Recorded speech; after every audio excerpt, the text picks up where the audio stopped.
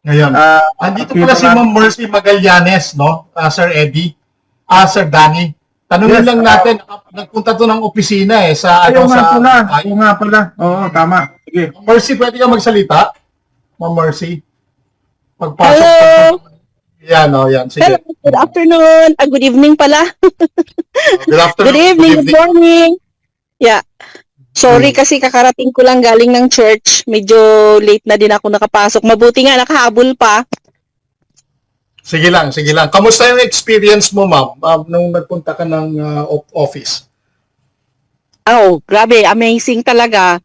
Nung nagpunta ko sa office, doon ko naramdaman ulit yung yung energy. Yung energy talaga na gagawin ang business kasi honestly, hindi talaga ako nag-move. 'Di ba, coach, nag-message pa nga ako sa iyo.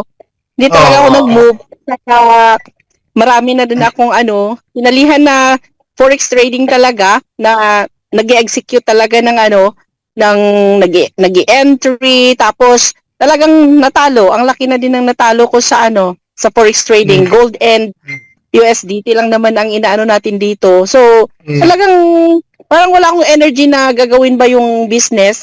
So nung September na nag-announce na mag-register tayo sa tag, nag-register lang ako para sa sarili ko. Tapos ang mga downlines ko, sinabihan ko din na mag-register din kayo kasi kailangan mag-register kasi mas maganda na makaposisyon tayo.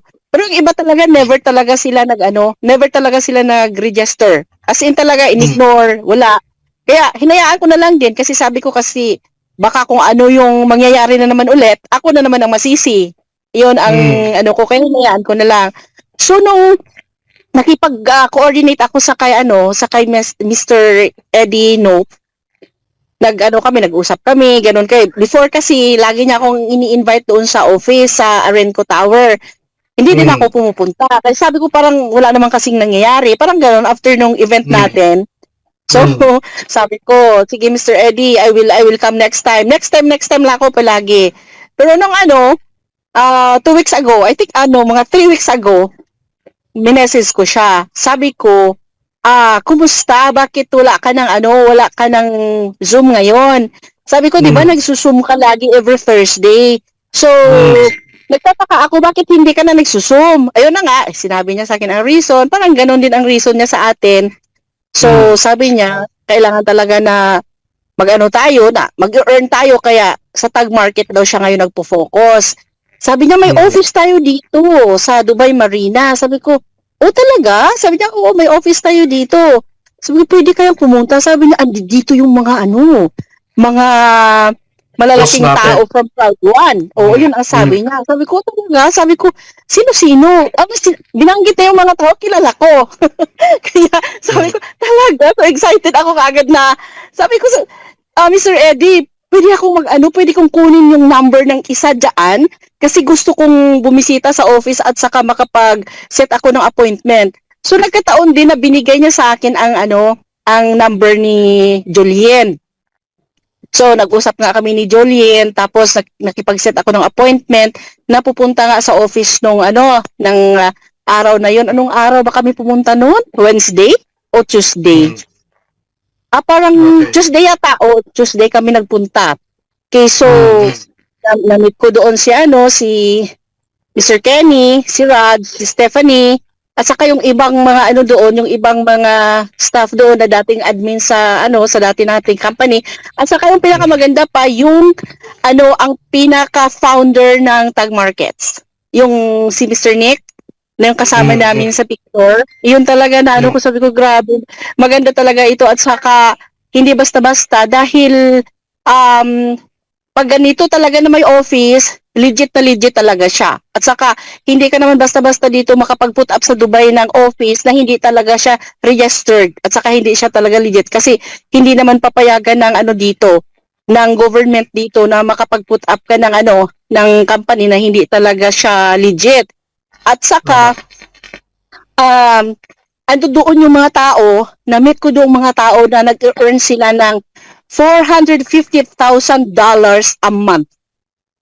Imagine, ando doon ang mga tao na yun, mga mga low profile lang, pasok labas lang sila sa office, pero hindi mo pala nalalaman na ang lalaki pala talaga ng mga ano nila, ng mga kinikita nila. At saka, ang lalaki na din ng mga network nila pala sa iba't ibang bansa.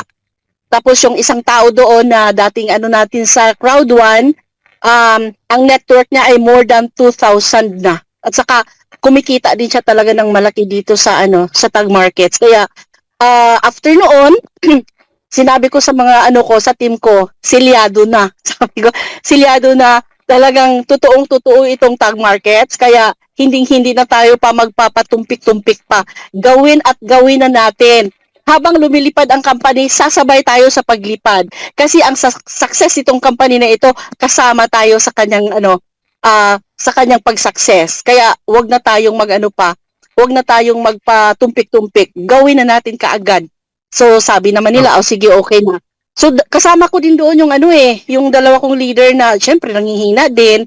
Naglagay nga lang din sila sa sa tag ng konti lang din kasi syempre walang confidence eh. Kahit sinasabi ko na may insured ang pera natin dito from $10 up to $1 million insured. Kaya hindi tayo matatakot. Pero wala pa rin, talagang pa rin talaga, walang confidence. Pero after nung nakita nila na yung office, ando doon yung mga tao, at saka yung energy ng mga tao na andun doon, na talaga nila, nag-decide talaga sila na mag-move na ulit. So, unti-unti na nire-revive ko din yung team ko dito sa Dubai kasi sayang naman kung makukuha pa din sila ng iba. Tama. So, grabe, ang ganda talaga na office natin. Malaki siya, at saka may doon, may booth doon, na pwede kang maka-conduct doon ng meeting na soundproof. Ikaw lang doon mag-isa sa loob. 4 yata doon, 4 na booth ang doon na halimbawa, gusto mong pumunta doon sa office at gusto mong doon ka mag-Zoom, pwedeng-pwede. Maganda doon at saka anytime pwede tayong pumunta. So yun na nga ang picture, Ayan si Ma'am Mercy. Na-meet ko na yan si Ma'am Mercy, no? Sinlaki ko pala ito si si Nick, no? Oo, si Dada, angkat. si Dada, no? Grabe. Talaga? Ako Ano po, makakapagsabi talaga Ma'am na. Mercy, interview natin, Coach Anton. Coach Daddy, yes. Bukod sa in-explain ninyo, interviewin natin, dahil marami pa tayo dito. Okay. Sa palagay ninyo, no? Ano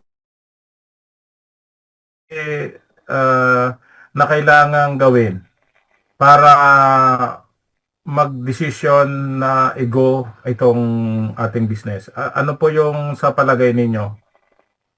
Ayon sa narinig ko sa inyo at base rin po sa sinasabi ko noon pa at ganun din po yung ginawa ko, ano po yung may advice nyo na maging priority na mag-focus ang bawat isa na dito sa loob sa ating company? Kasi hindi yung ibang bagay po, sabi ko normal lang yon, pero merong isang bagay na pumipigil na mayroong isang bagay na pumipigil sa bawat isa na bakit ganun lang kasimple ang ating company. Pero sa katulad ko, hindi na po simple. Nagpupuyat na ako ngayon. Ibig sabihin ibig sabihin nag-victory ako doon sa sinasabi ko ngayon na totally clear na sa akin na talagang tinimbruhan ko na. Sabi ko nga, ito na. Kahit ano pa ang i-alok sa akin, kahit ano pa ang sabihin sa akin, kahit ano ang i-offer sa akin, hindi, ito na ang pinakamasarap Ito na ang pinakamagandang bagay, pinakamasarap, yung nakakapagpasaya sa akin. Diba? Pag ganun po ang nangyari sa isang tao, mag-move na siya, ibig sabihin action na. Ngayon po, kayo po magsalita, nakarating kayo doon sa office. Ano po yung maibibigay nyo sa atin, sa mga nakikinig?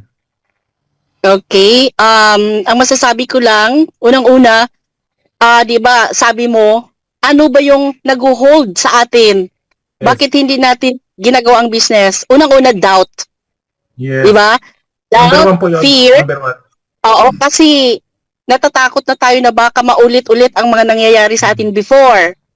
Pero, ang masasabi ko, move on na tayo kung ano man yung mga experiences natin at mag-focus tayo dito. Kasi ako mismo nakita ko ang company at saka yung mga tao na ando doon at talagang nag-invest sila ng malaki at hindi tayo ipapahiya ni Tag Markets kasi ang mga malalaking mga tao na ando doon mismo sa dati nating company ando doon. So, hindi naman siguro na bigla na lang na halimbawa na mawawala yung mga investment natin, di ba? At saka insured siya. $10 up to $1 million na insured ang pera natin. Kaya, ang masasabi ko, tanggalin natin yung doubt, tanggalin natin yung fear, gawin na natin kung ano ang nararapat para sa ating success.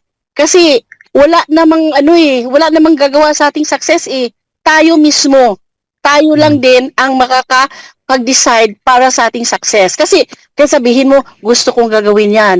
Pero kung wala ka namang action, wala ding mangyayari. Kasi faith without works is dead. Kahit maniniwala ka, tapos wala ka mang ginagawa, wala ding mangyayari. So, this time talaga, ang masasabi ko, gawin na natin, ibigay natin ang, natin dito, yung maximum maximum talaga na effort na para sa ating success. Habang lumilipad nga, habang kumikita ang company, kailangan din tayong sumabay. Yun lang ang masasabi ko. And thank you talaga. Actually, nagpapasalamat ako na ang Tag Markets ay ipinasok nila sa Crowd 1. Kasi, alam mo naman si Crowd 1, hindi yan basta-basta tumatanggap ng company. Grabe ang pag-scrutinize niyan bago niya tanggapin ang company. So, kahit na lumabas na siya sa kay Crowd 1, sa umbrella ni Crowd 1, pero ang malaki nating pasasalamat na nang dahil sa kay Crowd 1, nakilala natin si Tag Markets at dito ngayon talagang sinasabi natin na ito na yung ito na yung big blessings na inihanda ni Lord para sa atin.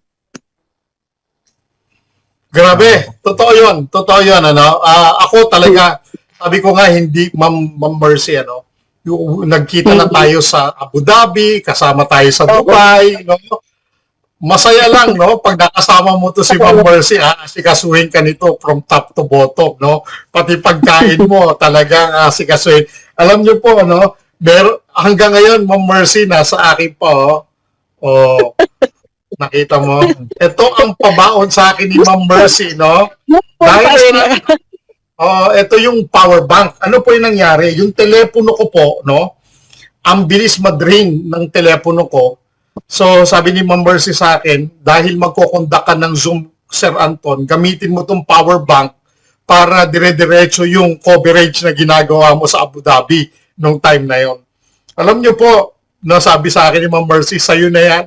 May sentimental value yan sa akin, pero sa'yo na yan para maalala mo ako, para bumalik ka dito sa Dubai, Ma'am Mercy, nasa akin pa ito, At malaking tulong. Ngayon, bumili ako ng bago kong telepono, yung bumili ako ng bago kong telepono, pagbalik namin ng UK, At alam niyo po, tama yung sinabi ni Ma'am Mercy, nakarating, alam niyo po kasi, ang kagandahan sa company natin right now, pumasok ito sa C1. Sabi ko, di ba, lagi kong binabangit sa Zoom presentation ko, mapapasok lang ng Tag Market 1 million member out of 70 million na members ng C1, ng Crowd 1 dati. Malaking bagay na, At karamihan ng mga boss natin ay nasa Tag Market, Nasa doon silang lahat. At Ma'am Mercy, hintayin mo kami, darating kami sa Dubai, nintay lang namin yung boss signal ni Raj at saka ni Kenny, nintay lang namin din yung budget kasi bibigyan kami ng plane ticket, bibigyan kami ng 3 days accommodation sa 7-star hotel, 7-star, ha? Wow! 3 days accommodation. Bursa Yes. Larab. Yes, 7-star hotel, no? 3 days and 4 nights, no? So, hinihintay ko lang yung go signal niya, then yun, malaking bagay, no, na ano, para makapunta rin tayo sa office. At the same time, no, magkita-kita tayo sa Poland, and also sana makuha natin yung Bali, Indonesia, no? Malaking bagay yun, no? Alam nyo, pag nandoon kayo sa Dubai, si Ma'am Mercy ang bahala sa inyo. Ano, Ma'am Mercy? Thank you, ha? Thank you. Sure, No. welcome. And thank you so much. Ayan. Grabe, yan. Narinig nyo, ha?